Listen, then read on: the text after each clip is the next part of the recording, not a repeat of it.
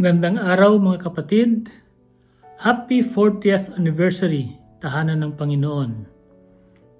Lubos na nagagalak ang aking puso sa pagsapit ng ating ika-40 taong anibersaryo sapagkat ito'y pagpapatunay sa katapatan ng ating mahal na Diyos sa atin. Tunay ngang tapat at mahal niya tayo dahil 40 years ago, hindi naman alam ng ating mga founders na ang iilang miyembro ng tahanan noong panahong iyon ay lalago ng lalago ang bilang. Patunay ngayong araw na ito na ang dami-dami na nating miyembro. Sa pagkakataong ito, ating pagnilayan ang isa sa mga bunga ng Espiritu Santo na kung tawagin ay joy o kagalakan. Ang joy o kagalakan ay, tulad ng nasabi ko na, isang bunga ng Espiritu na nagpapatunay na ang Panginoon ay tunay na natutuwa at masaya at ito ay sinasalamin ng mga taong naniniwala at tapat sa Kanya. Ito ay umuugat sa presensya at mga pangako ng Diyos sa mga tao. Ang kagalakan ay nag-uugat sa matatag na pananampalataya sa Panginoon na tutuparin niya ang kanyang mga pangako. Ang kagalakan ay hindi nag-uugat sa mga masasayang pagkakataon lamang.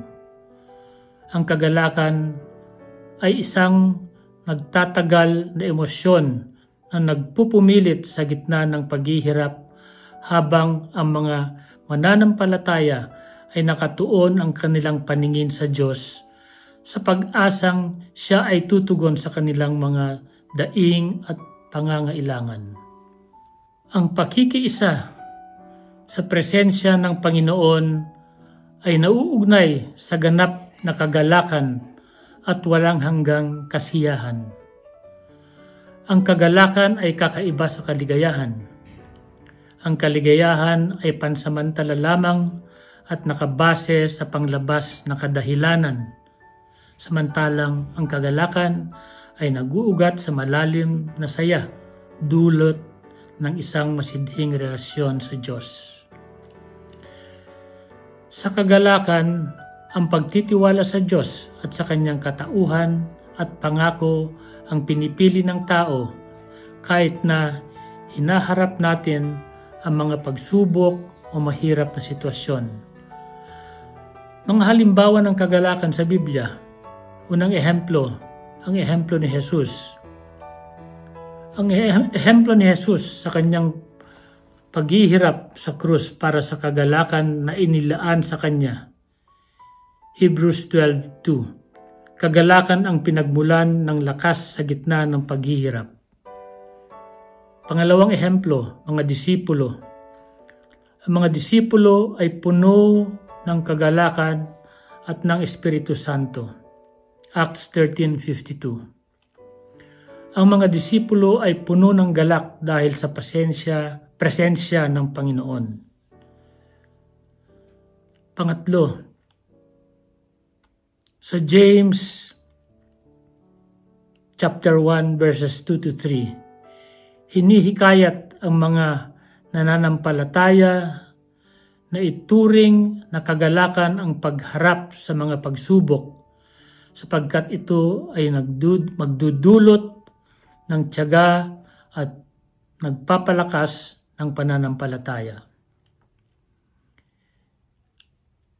Ika-4 na ehemplo, ang kwento ni Paul at Silas. Ito'y kinuha o hango sa Acts 16:14-40. Ito'y isang halimbawa ng kagalakan sa gitna ng panganib. Sila ay nasa kulungan at takdang paparusahan dahil sa pagpapalawig sa salita ng Diyos.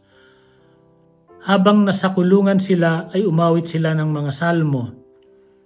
Sa gitna ng dilim at sila ay nakaposas pa, sila ay lubos sa kagalakan kasi naniniwala sila na hindi sila papabayaan ng Panginoon sa gitna ng mga panganib na hinaharap nila.